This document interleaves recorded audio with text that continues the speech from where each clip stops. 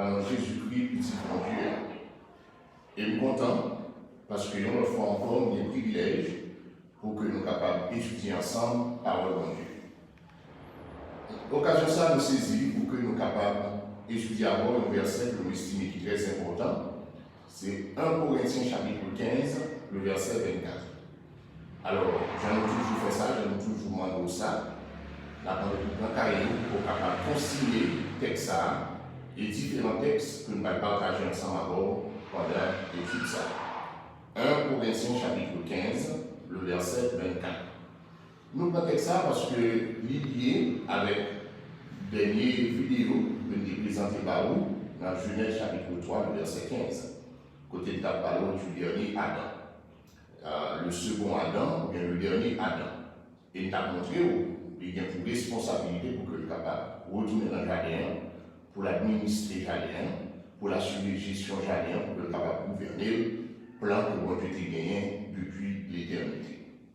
Et maintenant, nous allons dans l'autre étude, qui est assez important, côté nous allons analyser ensemble 1 Corinthiens chapitre 15, le verset 24. Et nous allons déjà pour prendre Bible ensemble avec nous, pour que nous soyons capables d'aller dans l'étude ça.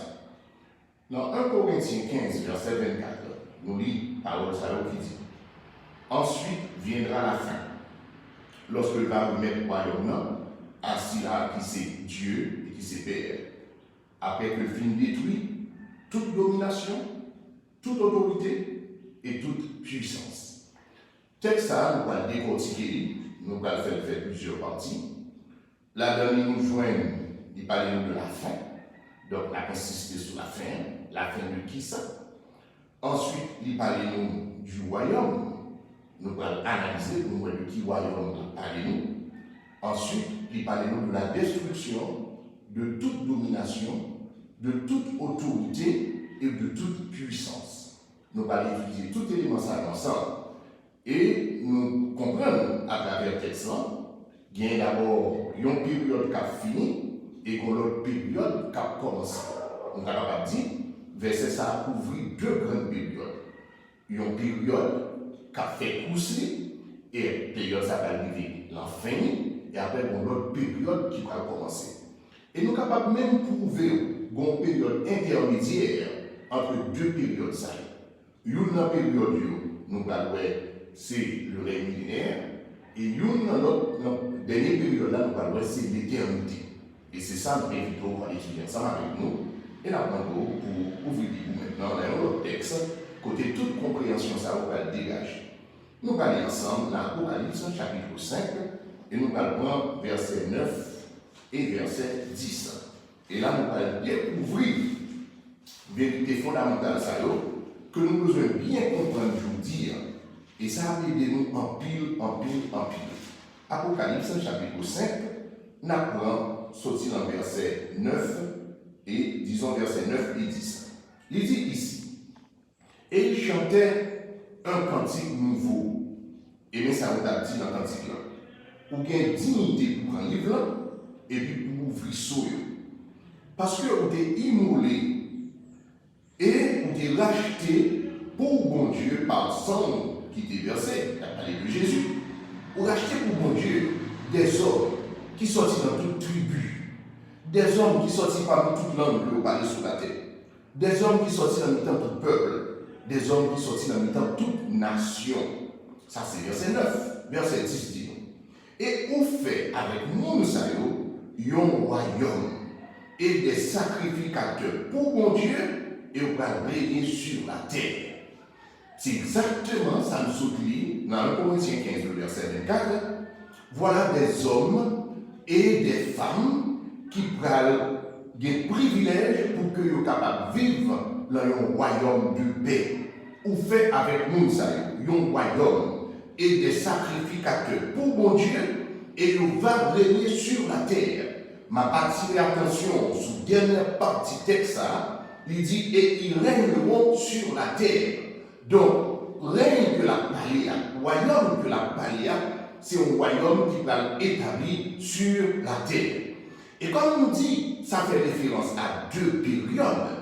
Une période qui c'est le règne millénaire, ou bien nous sommes capables de dire encore le millénium, et une autre période à la fin du millénium, à la fin c'est lui-même l'éternité. Nous allons regarder deux périodes à travers les textes. Alors, premier élément fondamental que nous comprenons à travers les textes, c'est que il dit nous, il va gagner pour nous régner sur la terre. On veut attirer l'attention sur ça. Et Daniel bien dans verset 10, l'Apocalypse chapitre 5, dernière partie, on dit, et ils régneront sur la terre. Donc, nous fixer règne ça, et nous tous nous devons bien comprendre régnant qu'elle fait sur la terre. Maintenant, on va aller pour décortiquer deux périodes que 1 Corinthiens chapitre 15, le verset 24 fait mention. Nous parlons maintenant de l'Apocalypse chapitre 20.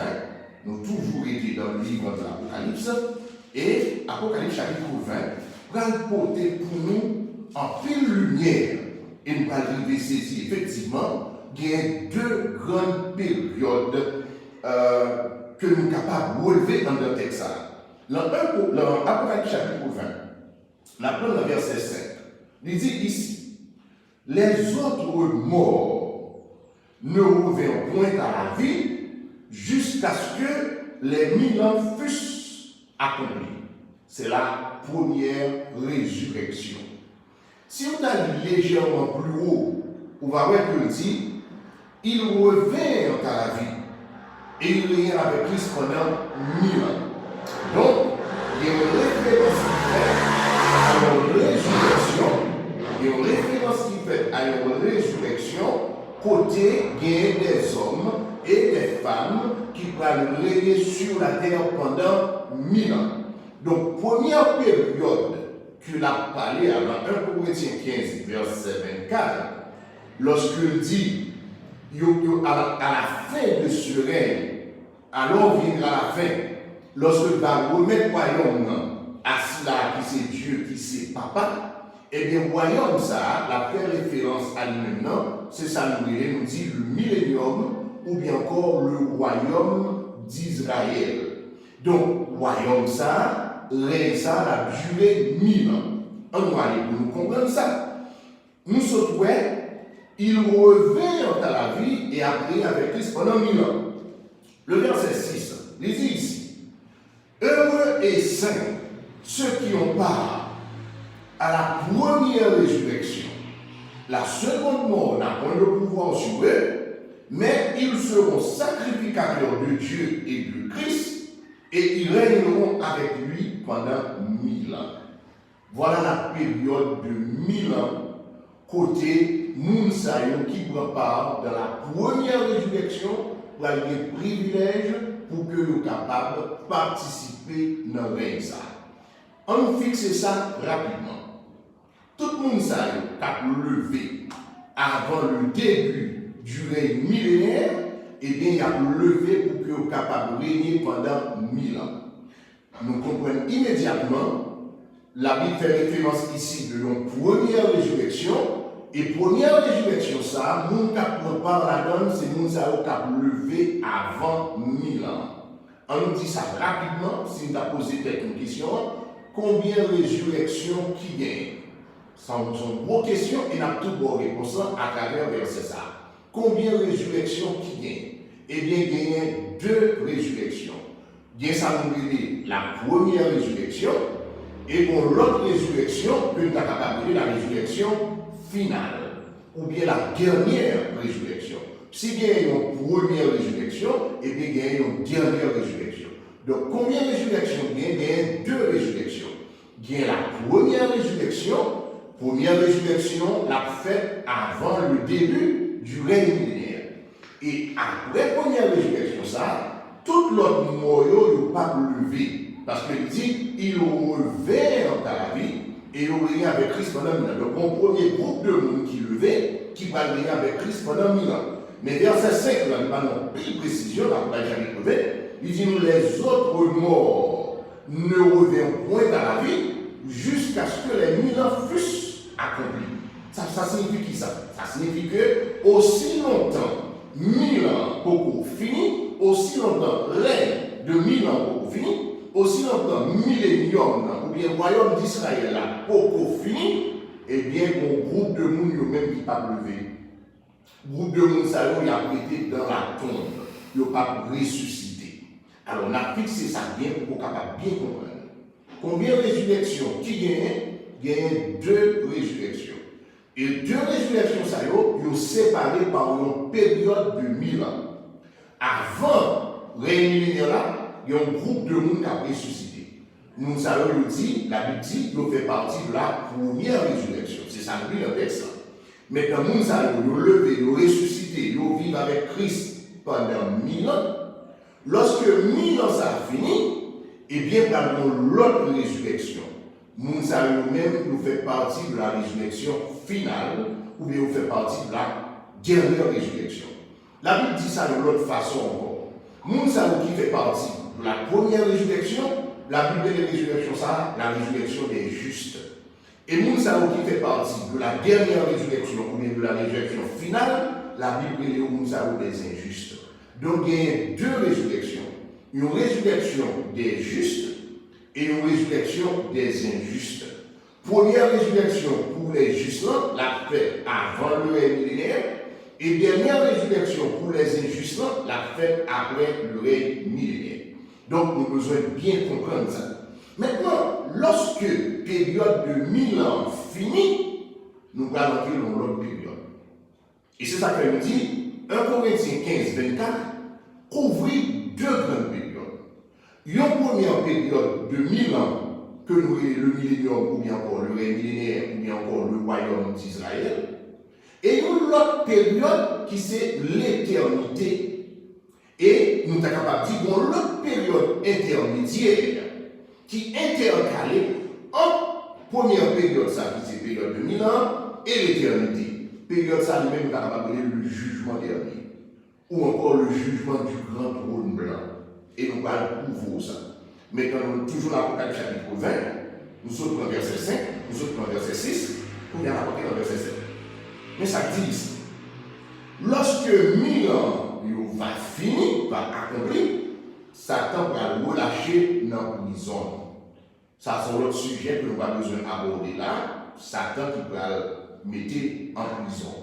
Lorsque 1000 ans va finir, Satan va relâcher de prison. Et verset 8 dit, il va sortir avec lui dans ça pour qu'il est capable de séduire les nations qui aux 4 coins de la terre. Ma partie attention encore que règne ça, il va le faire, le règne de 1000 ans, il va le faire sur la terre. Donc, nous savons qui va lever, sortir dans la tombe, qui va ressusciter et qui va gouverner la terre. Et bien, nous savons, c'est dans la tombe que vous avez son période de temps, et lorsque le temps arrive, vous levé pour que vous soyez capable de gouverner la terre. Parce que nous avons montré dans la dernière étude, la postérité de la femme, eh bien, bon Dieu t'a confié l'administration du jardin d'Éden. Bon Dieu t'a confié l'administration de la terre. À cause de chute premier Adam, il n'est pas capable de mettre dans le jardin encore. Donc, bon Dieu est obligé de mettre expulsé du jardin. Mais il y a une possibilité avec postérité femme pour qu'il soit capable de retourner dans le jardin. Et lorsque postérité femme va retourner dans le jardin, eh bien la venue cette fois-ci pour gouverner éternellement. Et c'est là ça que 1 Corinthiens chapitre 15 verset 24 a parlé nous, qui a divisé en 2 grandes périodes. Une première période de 1000 ans, côté Jésus a bien pour gouverner. Et à la fin de période ça, nous pouvons dire, à la fin de règne ça, il va nous remettre gouvernement à papal qui lui-même va briller, va gouverner pendant toute l'éternité. Là, avance. Nous, dans verset 7, nous dit, lorsque 1000 ans ça va finir, Satan va le relâcher de prison. Et il va le sortir, dans verset 8, pour qu'il soit capable de séduire les nations qui, aux 4 coins de la terre, il y aurait ça une grande bataille. Il y aurait ça une grande guerre, grande bataille ça, grande guerre ça, il y aurait Gog et Magog. On va parler de ça là. Il va faire ça de façon à ce qu'il soit capable de rassembler tout le monde ça pour la guerre et il empile. Leur nom est comme le sable de la mer. Et le verset 9, mais ça nous fixait pour comprendre. Et ils montèrent sur la surface de la terre. Ici c'est clair. Règne ça qu'a fait là, la fête sous la terre. Moun sa yo qui était mort, qui a ressuscité pour nous vivre, eh bien, il a ressuscité pour vivre sous la terre. Il va revivre sous la terre. Il a ressuscité pour vivre sous la terre. Ils ont monté sur la surface de la terre. Ils ont investi le camp des saints, côté nous, bon Dieu, côté à gouverner pendant le règne millénaire. Maintenant, nous, à la fin du règne millénaire, on va tirer attention sur ça, dans verset 7, il dit, quand les 1000 ans seront accomplis.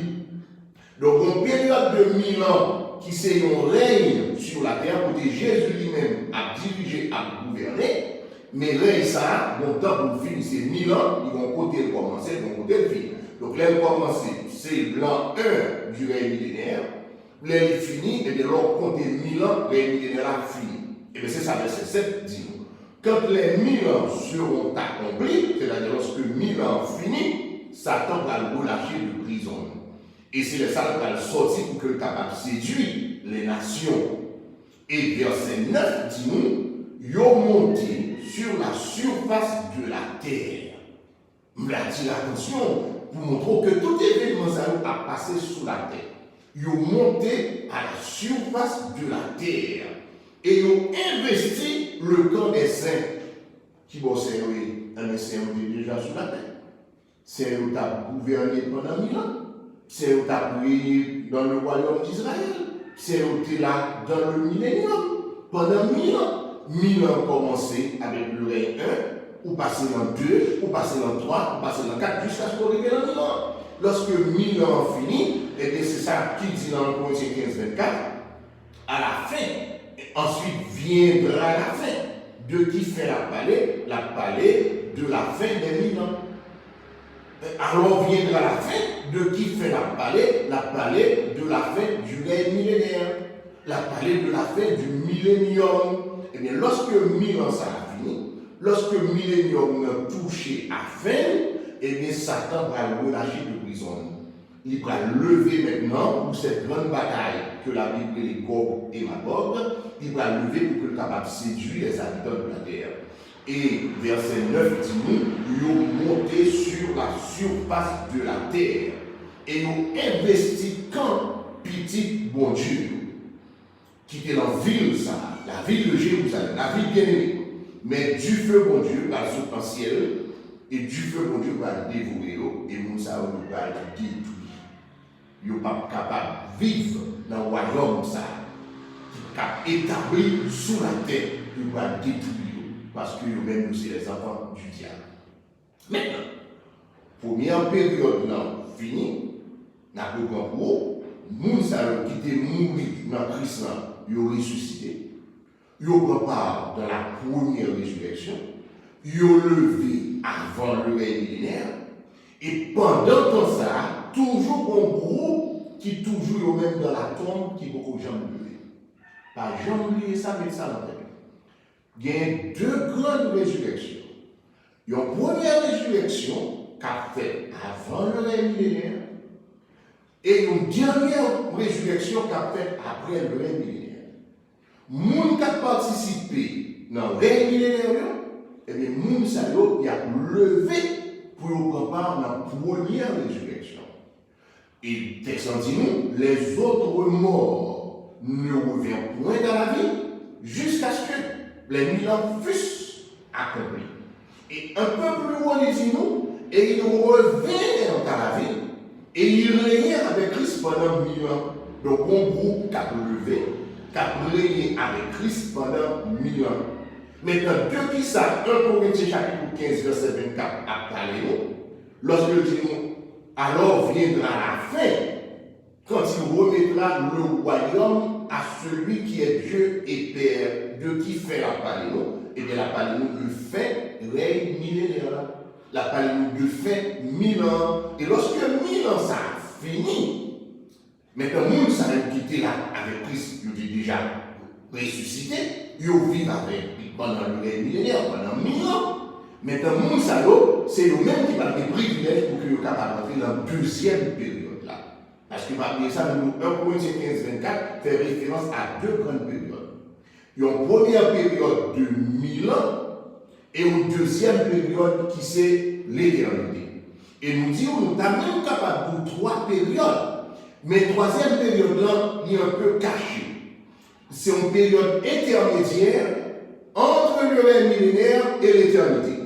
Parce que le règne millénaire a fini, on va transiter, une période transitoire pour entrer dans l'éternité, mais avant d'entrer dans l'éternité, on va bien s'appeler le jugement dernier, ou bien le jugement du grand trône blanc. Et c'est ça que nous allons regarder, nous allons lire le texte, mais soit aller, sortir en verset 9, pour continuer, pour prendre 10, pour prendre 11, jusqu'à ce que le verset 15, pour parler la parole du jugement du grand trône blanc. Maintenant, nous ne sommes pas vraiment intéressés à ça, mais nous juste mettre en tête pour connaître qu'en deux périodes, ça fin règne millénaire et début éternité, en deux périodes, ça gagner une autre période intermédiaire, qui est le jugement du grand trône blanc. Côté bon Dieu, va juger les habitants de la terre. Maintenant, dès que le jugement ça fini, nous allons entrer dans l'autre période, ça, qui c'est dernière période là, et c'est l'Apocalypse 21, versets 3 et 4, nous voyons ça. Apocalypse 21, versets 3 et 4, nous lisons ici. Et nous t'étendons, sortir en trône, une voix qui t'a dit, mets tabernacle, bon Dieu, avec les hommes. Il va habiter avec nous et il va devenir peuple. Et bon Dieu lui-même va avec nous. Mais précision, nous devons pour déployer. Gagne une première période, c'est Jésus qui a dirigé la période. C'est le règne millénaire. Et lorsque le règne millénaire a fini, nous allons entrer dans l'autre période qui c'est l'éternité. Et c'est ça, il dit, mets tabernacle, bon Dieu, avec les hommes. Bon Dieu va habiter avec eux et on va peuple bon Dieu et bon Dieu lui-même va avec eux. C'est ça qui dit dans le verset 3. Et dans le verset 4, mais ça dit, bon Dieu va souiller toute l'eau langée. La mort pas là encore. Pas oublier que dans 1 Corinthiens 15, 24, dans la dernière partie du texte, il parle nous de la destruction. Il dit nous, il va détruire toute domination, il va détruire toute autorité, il va détruire toute puissance. Et un peu plus bas, il dit, le dernier ennemi qui sera détruit, c'est la mort. Donc, période ça, sont période de paix. Période ça, sont période de joie. Pas bien maladie encore, pas bien souffrance encore, pas bien la guerre encore, toute bataille, toute méchanceté va finir. Et Jésus, petit bon Dieu, va là sous la terre, physiquement, en chair et en os, pendant une période de 1000 ans, pour le diriger, pour le gouverner. Et lorsque la période ça va finir, Jésus va remettre le royaume dans le papa. Et c'est ça nous dit maintenant dans le verset 4. Lorsque le royaume nous remet le papa, eh bien l'homme n'est pas là encore. Et pas bien deuil. Vous voyez ça dans la parole là. Pas bien cri, pas bien douleur, parce que pour les bagailles, on va disparaître. Pour les bagailles, on va finir. Et pour gagner maintenant le royaume de paix sur toute la terre, côté l'Éternel des armées, pour gagner même contrôle la terre pour toute l'éternité.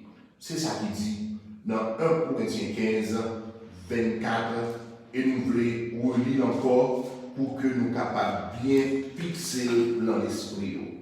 1 Corinthiens 15, 24. Ensuite viendra la fin.